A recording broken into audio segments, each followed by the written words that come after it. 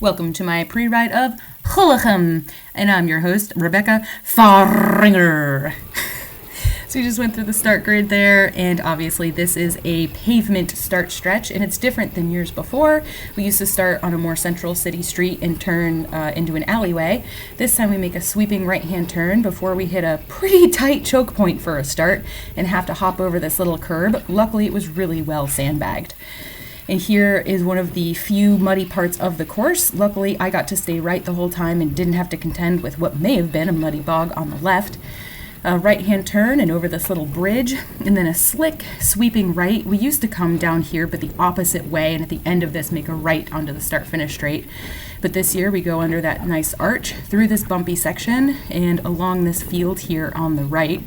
Nice little reprieve from that really busy start straight as we go on this nice, just nice flat grass. It's not even that slippery. And a nice swooping left-hand turn. And this was an exciting thing to find for me on the first lap, is we take this little slick left-hander, and here we have our 4-step short hop-on fly-over ramps. And this used to be towards the end of the lap, but as you can see, we're, less than a minute in here, or a minute in. So again, it's 4 steps. You have about a bike length to swing your leg over, and then it's a really short descent. And here, right-hand turn, muddy concrete pavers, and little right-hand turn, taking it kind of slow because I don't want to slip.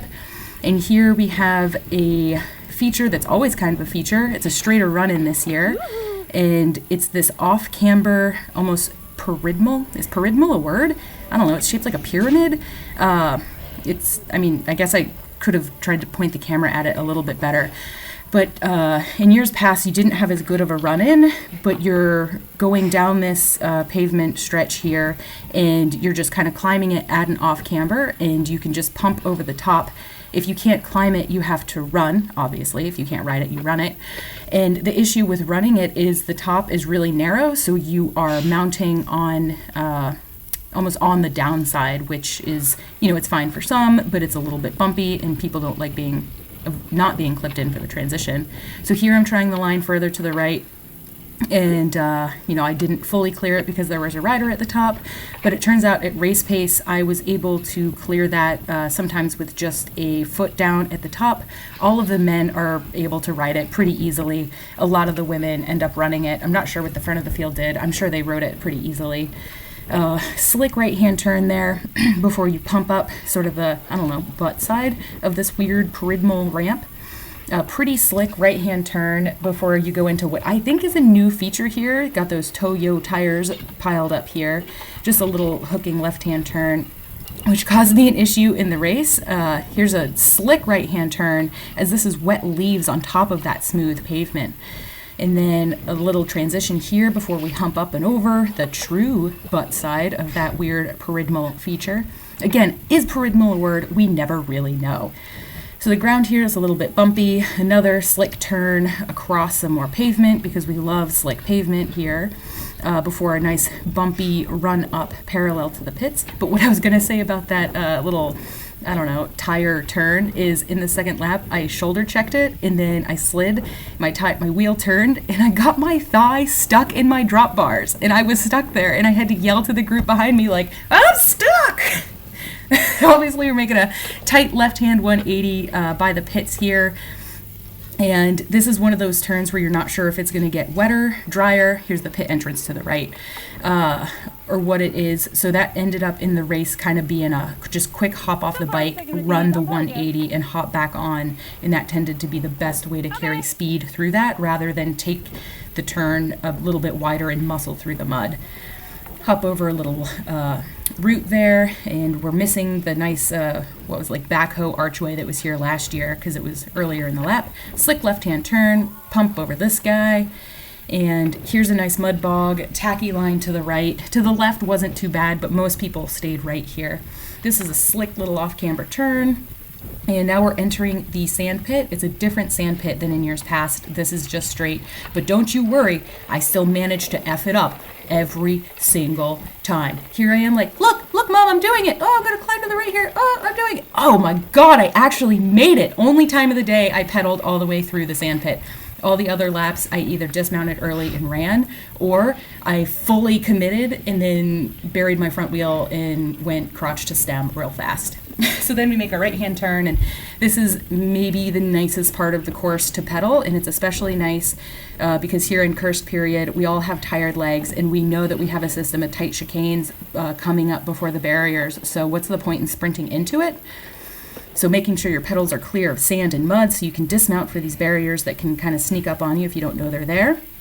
Quick remount, we're going to take a left-hand turn, and we have another nice grassy straightaway.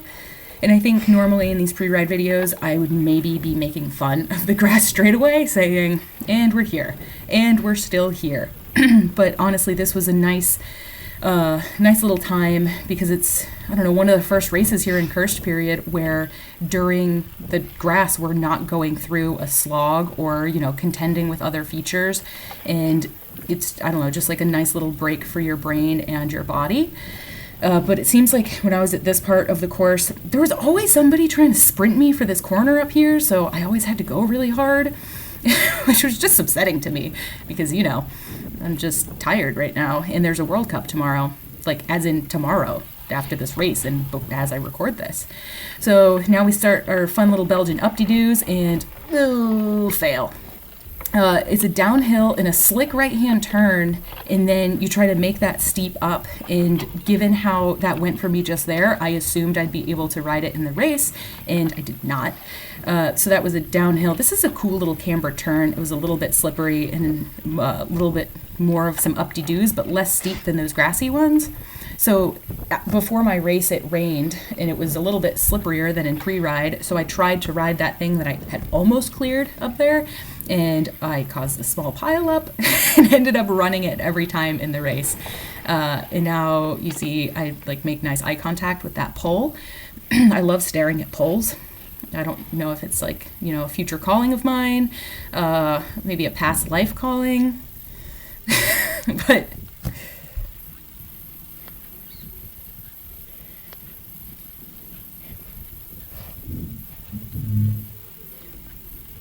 so I just walk back and reset up for that turn and literally have to tell myself, like, don't stare at that pole, turn your head and look at the exit.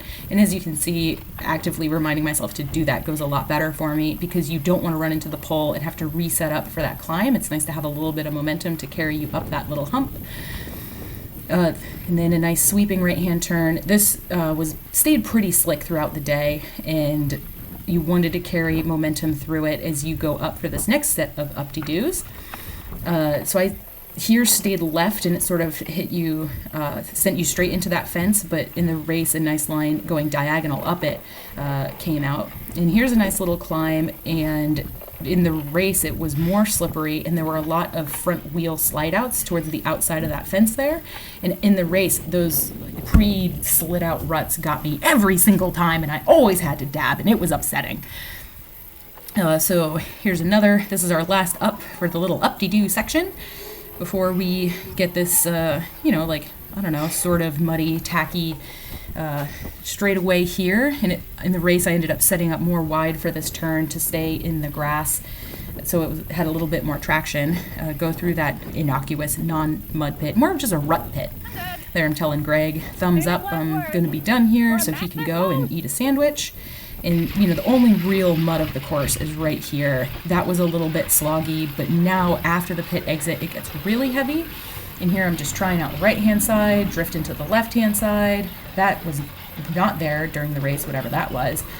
So this, again, this little mud pit, it got heavier as the race went on, and a couple times I dismounted before the turn and ran, and sometimes I stayed on, and I don't know, it was a little bit of a hit or miss. And here we're approaching, I don't know, it's just like a weird lump, and I always stayed on the line and went high, but I always wondered why people didn't try to make a line and stay low on that, and it wouldn't be favorable to just go out of the line and stay low. Like this one has a nice line where you're not climbing up the hump and then back down. But if there's not already a line there, then you're going to get bucked off by the bumps and lose power just from bouncing up and down instead of applying your power to go straight across the bump. So, I don't know, maybe this is just the line was already there from people riding around this park. I'm not quite sure. So another little mud pit before you go, ooh, here's the scary turd onto some wet, muddy pavement. Ooh. And just a sweeping right-hand turn on pavement.